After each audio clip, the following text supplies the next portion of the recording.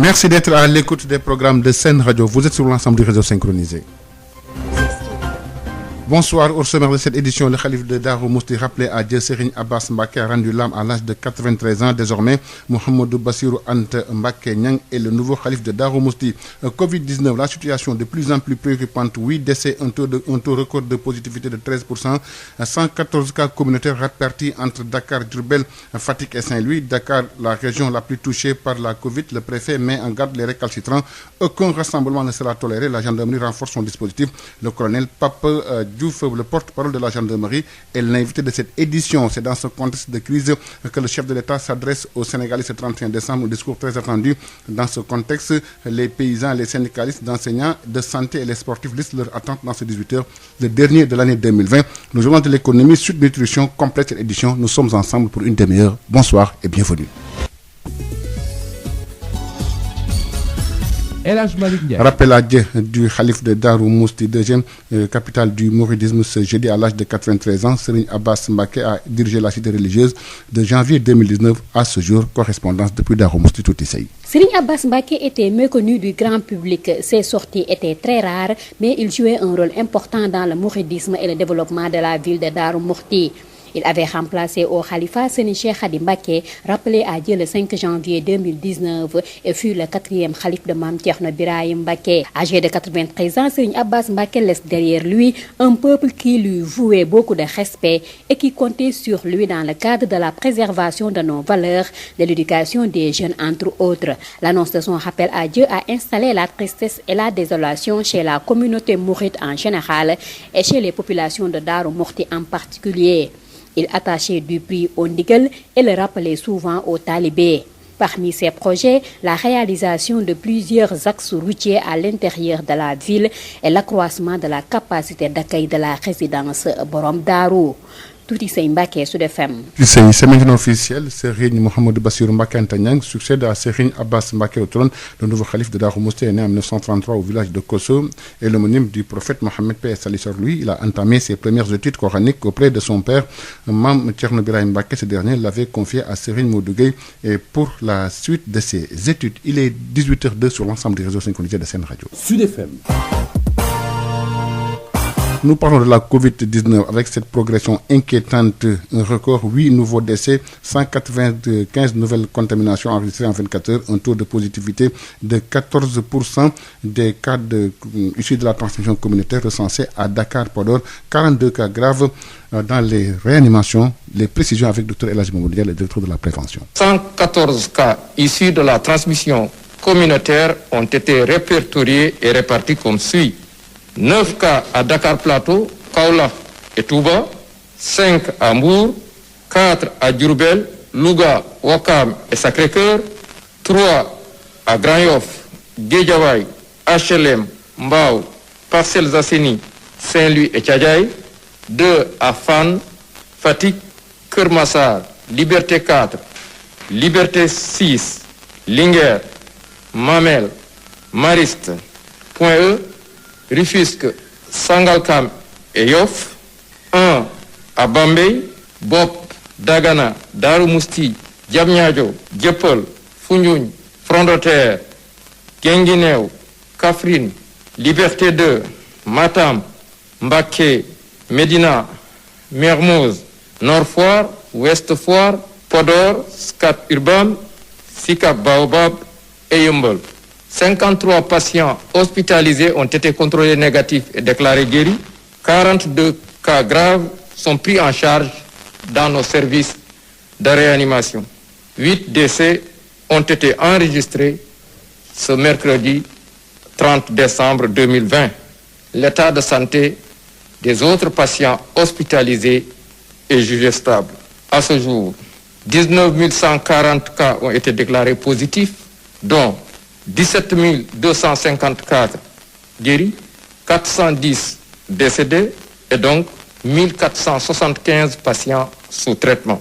Le ministère de la Santé et de l'Action sociale présente ses condoléances aux familles éplorées et souhaite un prompt rétablissement aux patients encore retenus dans nos services.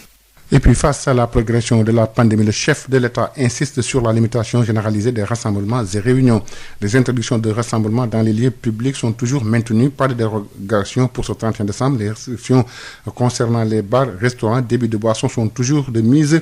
Les autorités invitent les Sénégalais à célébrer la fête chez eux. Les explications du préfet de Dakar, Alioune Badara Samb, il est joint par Ndeye Mariam Ndiaye. Je rappelle tout simplement que le ministre de l'Intérieur a pris des mesures tendant à rappeler, en tout cas à prescrire l'interdiction des rassemblements. Par rapport à ce point-là, je voudrais d'abord inviter les Dakarois à rester chez eux aujourd'hui. Le 31 décembre, d'habitude le soir, des places comme la place de l'Indépendance, la place de l'Obélisque, la porte du Millénaire et d'autres places étaient le lieu de convergence des populations. Aujourd'hui, avec la situation que nous connaissons, l'interdiction des rassemblements, il faudrait que les gens restent chez eux. En tout cas, nous avons pris les mesures pour que ces rassemblements ne puissent pas se tenir et on espère que les gens seront respectés.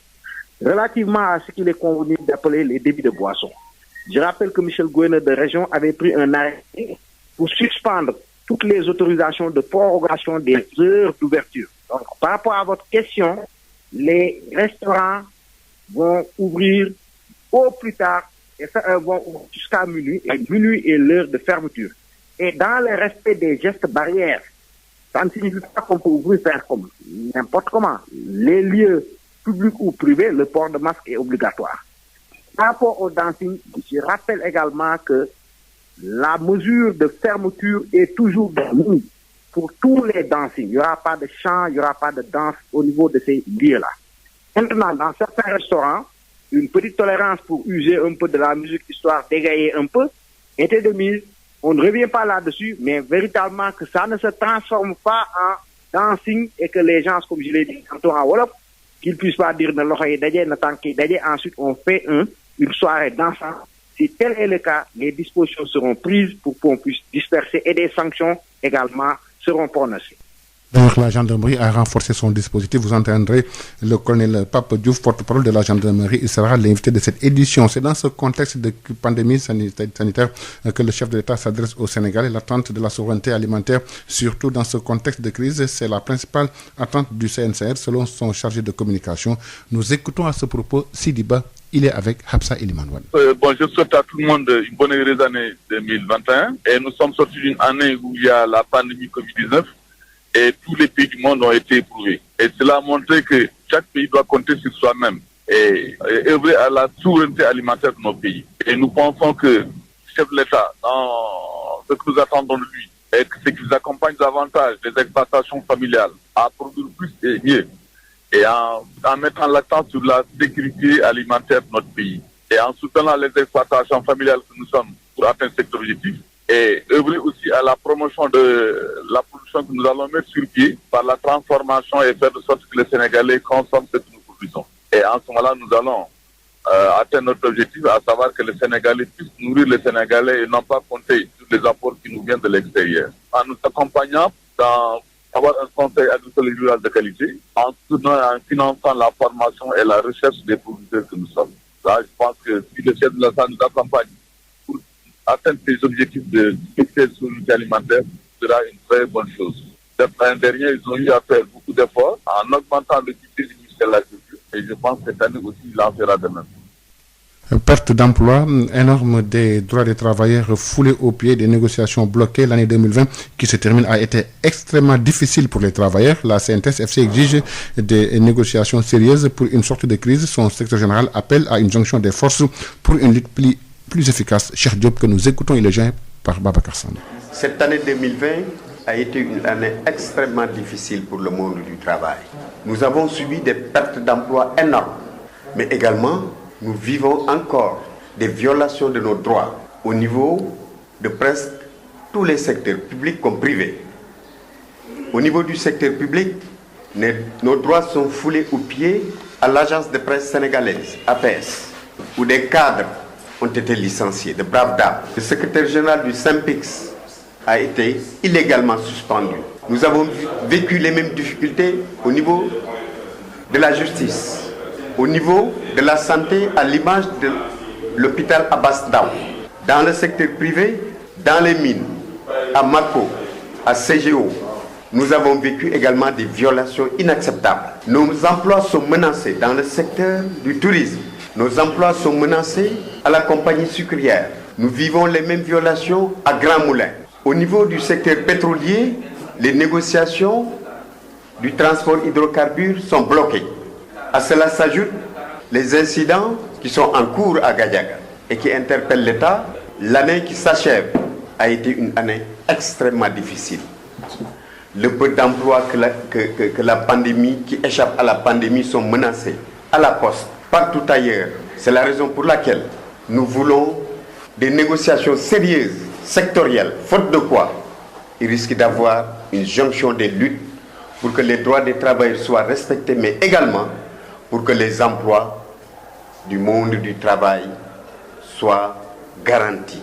Mais également, nous leur demandons d'être debout pour que nos droits soient respectés, pour que nos emplois soient également sauvés, et par la pandémie, et par les violations que nous sommes en train de subir. Et le corps enseignant qui liste ses attentes, la révision du système de rémunération des agents de l'État, la question des lenteurs administratives et du corps des administrateurs scolaires restent des préoccupations. Le SAEMS espère aussi que le chef de l'État prendra en compte la situation des enseignants qui font face à la Covid.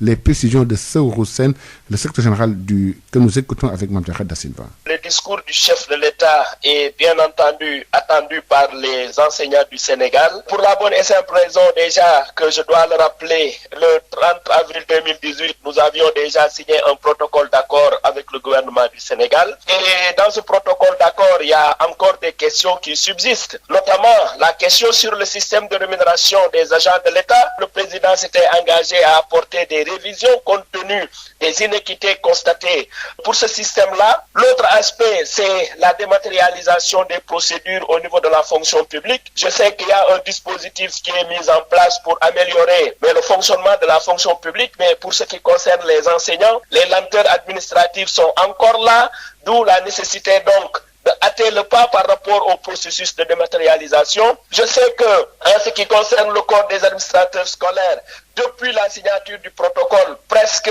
les ateliers tenus, absolument rien n'a avancé sur cette question. Entre autres, la mise en position des stages. Donc, en ce qui concerne le secteur de l'éducation, vraiment les attentes sont fortes. Et je crois pouvoir le rappeler. L'année dernière, malgré la pandémie, les enseignants ont fait preuve de patriotisme et je crois qu'aujourd'hui, c'est important que le président les rassure. C'est vrai que quand il y a une situation sanitaire comme celle que nous vivons, il y a que la santé demeure une surpriorité pour les autorités étatiques. Mais la surpriorité n'exclut pas quand même les autres priorités qui sont là et qui concernent un secteur aussi stratégique que celui de l'école. Et c'est la raison pour laquelle je crois que si nous voulons, malgré cette pandémie, maintenir une dynamique dans le milieu scolaire, une école de la réussite et une école de tous pour tous, comme il a l'habitude de le dire, il faudrait que les acteurs de l'éducation se sentent dans le management de l'État du Sénégal. Encore faisant, mais la lancinante question, comme je l'ai dit, du système de rémunération qui fait que les enseignants considèrent, jusqu'à preuve du contraire, qu'ils sont les parents pauvres de la fonction publique, je crois que tout cela, il faut que le président revienne là-dessus, d'autant plus que c'est un engagement qu'il avait pris devant les enseignants. Le système de santé va mal et les travailleurs listent leurs attentes, des ressources humaines de qualité, la construction de nouvelles structures sanitaires et la question des spécialités, entre autres. Plus de détails avec Cheikh Seck, le secrétaire général du syndicat démocratique des travailleurs de la santé, avec Mame Da Silva. Il ne s'agit pas de mettre 200 milliards ou 300 milliards, mais quel est l'impact de cet argent par rapport à ça? Et cela devrait passer impérativement sur plusieurs leviers. Le premier levier, ce sont les ressources humaines. On ne peut pas faire des investissements dans un secteur aussi important où je ne dis pas après la Covid parce qu'il y a toujours la Covid, mais en tout cas on devrait mettre en place un plan de résilience et un plan stratégique pour les 5 prochaines années qui devrait nous permettre normalement de régler le problème du secteur. Malheureusement, ce plan-là a été un plan qui a été orienté dans l'intérêt d'un groupe de personnes, pratiquement. Parce que vous prenez 300 et quelques milliards, parce qu'il y a un volet extrêmement important qui a été négligé, le volet des ressources humaines. Parce que vous ne pouvez pas prendre 360 et quelques milliards, vous les investissez dans un bâtiment, alors que vous ne pensez même pas à la formation du personnel qui doit être là-bas. C'est d'une extrême gravité. À l'heure actuelle, nous avons presque un déficit de plus de 10 000 agents en ce qui concerne le personnel paramédical. En ce qui concerne les spécialités, dans le cadre de leur formation, que ce soit les anesthésistes réanimateurs. Moi-même, je suis parti à Kédougou il y a moins de 2 mois. Sur place, je n'avais trouvé qu'un seul anesthésiste réanimateur. Il n'y avait même pas de technicien en radiologie. Bon, ils ont dit qu'ils l'ont corrigé récemment. C'est d'une extrême gravité. C'est parce que depuis 3 ans, ces anesthésistes réanimateurs, on n'a pas ouvert le concours. Aussi bien pour les anesthésistes réanimateurs que pour les autres corps, à part le concours spécial, que ça soit en médecine physique, que ça soit en biologie, que ça soit en ophtalmo, que ça soit en odontostomato. Ça fait 3 ans on n'a pas ouvert parce que tout simplement, il s'agit de changer des textes qui permettra d'intégrer les gens dans leur nouveau corps au niveau de la fonction publique parce qu'ils sont au niveau de Bac plus 5 et aujourd'hui ils sont reclassés à Bac plus 2, ce qui n'est pas du tout normal. Ce que nous attendons du chef de l'État, c'est l'ouverture de concours par rapport à ces déficits pour que ces spécialistes-là puissent être formés, pour qu'on puisse les envoyer dans les régions les plus éloignées du Sénégal pour une bonne prise en charge des malades. L'autre volet, c'est dans le système de rémunération et de motivation au niveau du personnel. Ziguinchor au rythme d'une paix qui s'installe. Qu'est-ce que les populations du Sud attendent du discours du chef de l'État? Réponse avec Ignace Ndeye. Le volet social reste une des préoccupations majeures des populations ziguinchoroises qui attendent beaucoup du chef de l'État une amélioration des voies de communication, en plus d'une facilitation de l'accès au logement.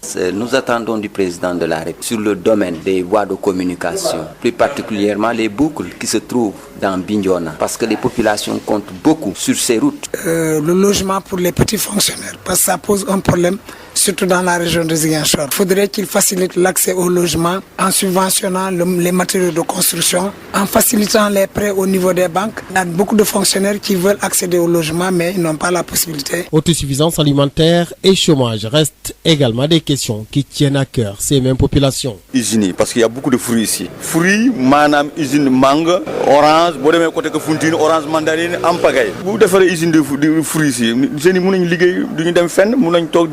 On nous a parlé, autrement dit, la politique de l'autosuffisance en riz. Nous ne le sentons pas très bien en Casamance. Et on ne doit pas penser que cette autosuffisance viendrait que seulement du nord, excusez-moi du terme du nord, de la vallée, mais également du sud du Sénégal. Parce que je peux dire que la matière est là, les terres sont là. Autre attente des populations du sud et pas des moindres, la question de la paix en Casamance. Une paix qui s'installe certes, mais elle doit être consolidée. Je pense que la paix elle est acquise en Casamance, donc le président doit continuer à faire le suivi, continuer à mettre en place des comités qui vont aider à suivre la paix pour que ça continue. Mais je pense qu'il n'y a plus de problème, la paix est là, donc il reste que le suivi. Même si certains comme ces messieurs n'attendent rien du discours du chef de l'État. Moi toujours, c'est des répétitions de l'État.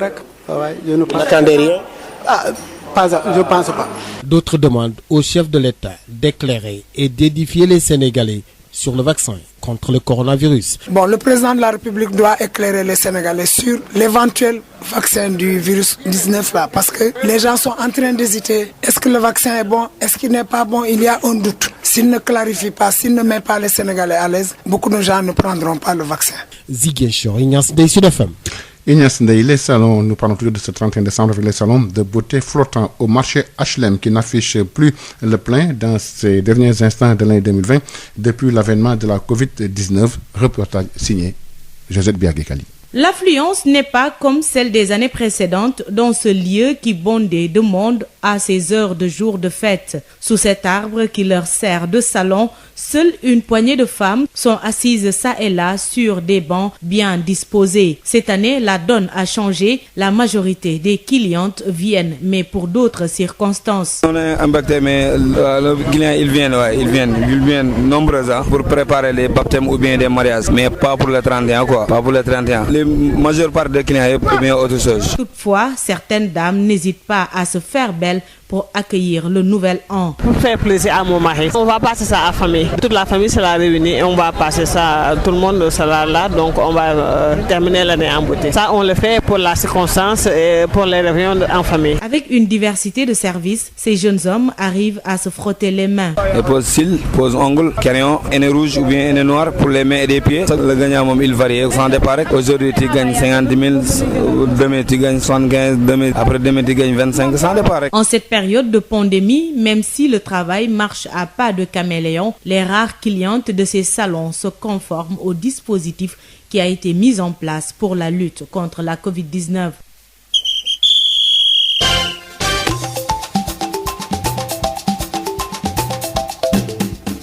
À l'image des autres secteurs, les acteurs du sport également qui listent leurs attentes pour l'année 2021. Pour l'athlétisme, la priorité demeure des infrastructures sportives selon le trésorier général.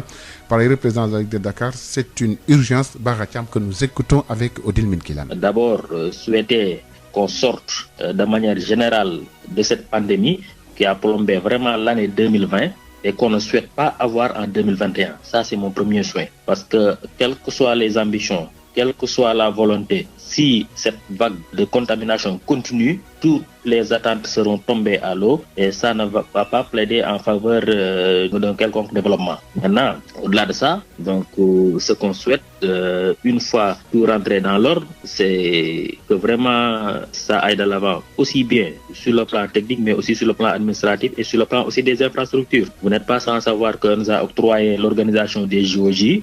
Aujourd'hui, on est en train de construire un stade à Diamniadio, le stade Iba Mar qui est en voie de réfection et qui doit l'être sous peu. Le stade Léopold Sédar Senghor aussi est concerné. Pratiquement, il y a beaucoup de stades sur le plan national qui sont concernés.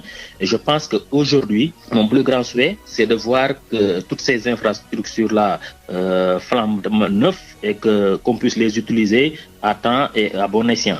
Maintenant, de l'autre côté, on souhaite aussi être accompagné dans tous les programmes qu'on avait posés parce que demain, on arrivera à l'heure du bilan, on sera jugé sur les résultats et le Sénégal va attendre que le monde sportif fasse une bonne prestation sur le plan international, que ce soit tous les sports confondus.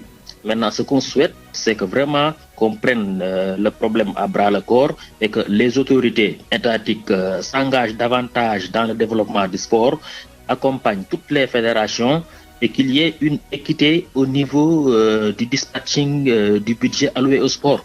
Aujourd'hui, certaines fédérations sont plus ou moins laissées en rade par rapport à d'autres. La vice-présidente de la Fédération sénégalaise de judo, Nafissatou Gueye, liste les attentes de sa fédération.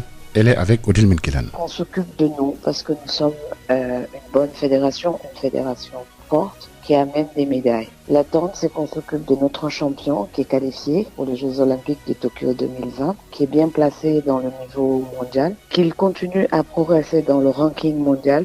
Cela permettra que d'autres Sénégalais puissent se qualifier dans le judo pour les Jeux Olympiques de 2021 parce qu'ils seront qualifiés au titre du quota africain. L'attente, c'est qu'on s'occupe de ce champion en lui permettant de, comme tous les champions, d'avoir la reconnaissance de la nation.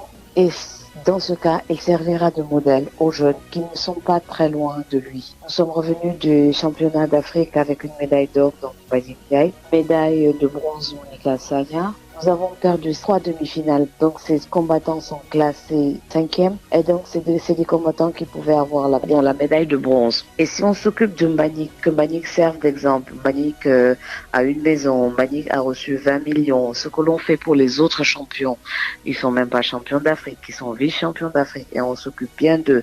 Je suis tout à fait content pour eux, aucune jalousie là-dedans.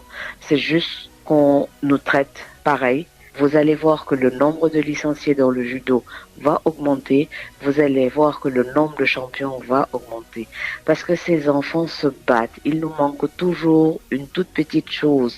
Parce que celui qui perd en demi-finale a quand même gagné quelques combats avant d'arriver là. Et cette toute petite chose, ça peut être dans le mental, dans la tête, et peut-être que juste en pensant à quelque chose, une récompense, en reconnaissance de l'État. Et 18h24 sur l'ensemble des réseaux synchronisés de Sen Radio, nous accueillons notre invité. Il s'agit du colonel Pape Diouf, le porte-parole de la gendarmerie. C'est un entretien réalisé par Ndeye Mariam Ndiaye. Sud FM, l'invité du jour. Nous sommes avec le colonel Papa Diouf, vous êtes le porte-parole de la gendarmerie. Nous allons tout d'abord donc faire le point avec vous concernant le dispositif sécuritaire mis en place pour le respect des mesures prises par les autorités. Merci beaucoup, Madame Ndeye Mariam Ndiaye. Je voudrais d'abord commencer par saluer les auditeurs et les auditrices de Sud FM. Et le réitérer également la recommandation de porter le masque et de respecter les gestes barrières. Alors, concernant donc le renforcement du dispositif dans le secteur de la gendarmerie, pour lutter contre la propagation de la Covid, il faut savoir que les arrêtés 24066 et 24068 du 5 octobre 2020 du ministre de l'Intérieur ont toujours continué à être appliqués par les forces de la gendarmerie. Et récemment, donc en date du 10 décembre, effectivement, le ministre de l'Intérieur a décidé, à travers un communiqué, de rappeler le respect de ces arrêtés-là, donc qui prescrivaient entre autres l'interdiction de tenir des spectacles, l'interdiction d'entrer dans les restaurants, les marchés et les établissements recevant du public en général sans porter le masque. Également, le non-port du masque dans les transports publics était réprimé, ainsi que les terrains de sport, où la pratique du sport n'était pas encore autorisée.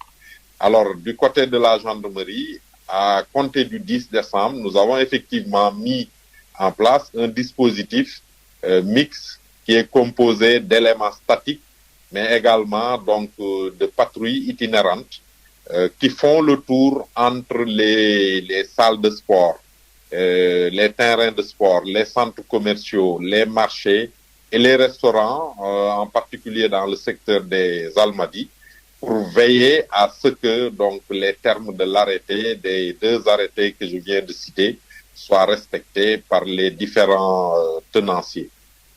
Voilà de façon générale le dispositif qu'on a mis en place qui date du 10 décembre.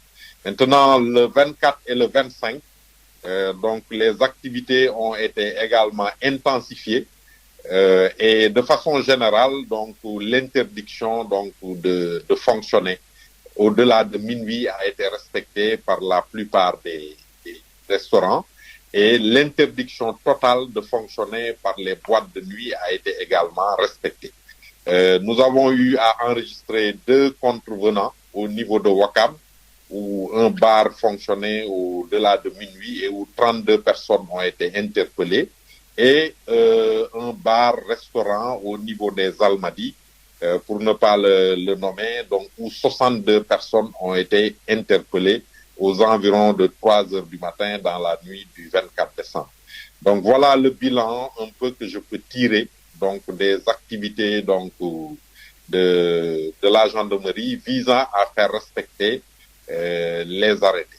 Donc, les sanctions sont infligées, des amendes, mais également on demande notamment dans les transports à ceux qui ne portent pas le masque de descendre des transports et on les oblige à acquérir un masque avant de reprendre un autre moyen de transport public. Cependant, il y a aussi des zones chaudes où il y a beaucoup de commerce, où beaucoup de monde se retrouve. Donc, est-ce qu'il y a une surveillance particulière à ce niveau? Il y a des zones de concentration de restaurants, d'établissements recevant du public, comme le secteur des Almadies, mais où également le dispositif qui est mis en place est conforme à la densité, n'est-ce pas, de ces établissements recevant du public.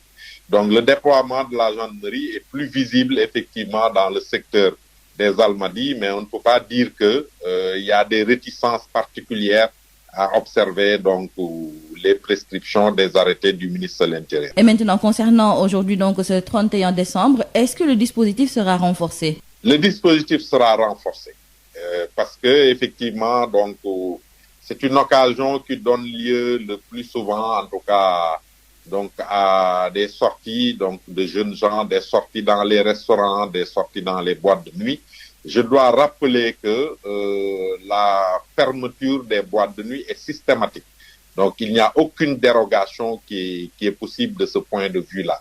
Les restaurants sont autorisés à accueillir du public sous réserve de respecter les mesures barrières, mais jusqu'à minuit. Et nous avons des équipes itinérantes, mais également des équipes fixes qui se rapprochent de tous les lieux qui sont connus pour accueillir du public et qui veillent à ce que la fermeture soit effective à l'heure indiquée, qui veillent à ce que l'établissement soit évacué et nous laissons sur place une équipe de gendarmes pour assurer la surveillance. Donc ça, nous l'avons déjà fait expérimenter le 24 décembre et le 25. Et le 31, nous allons renforcer notre dispositif pour parer à toute éventualité. Colonel Papa Diouf, je vous remercie. Je rappelle que vous êtes le porte-parole de la gendarmerie.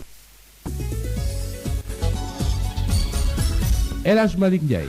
Merci à vous, Ndeye Mariam Ndiaye. Il est 18h30 sur l'ensemble du réseau synchronisé de Sen Radio, le rappel des titres.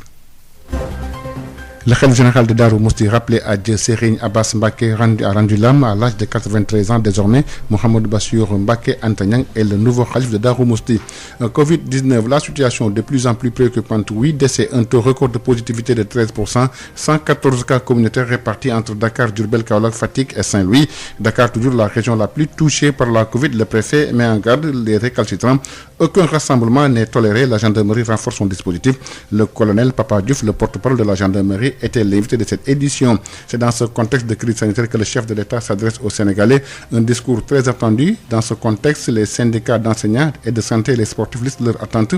Vous avez suivi leur réaction dans ces 18 heures, le dernier de l'année 2020. Le journal de l'économie à présent avec Abse Elimanouane, suivi de Sud Nutrition.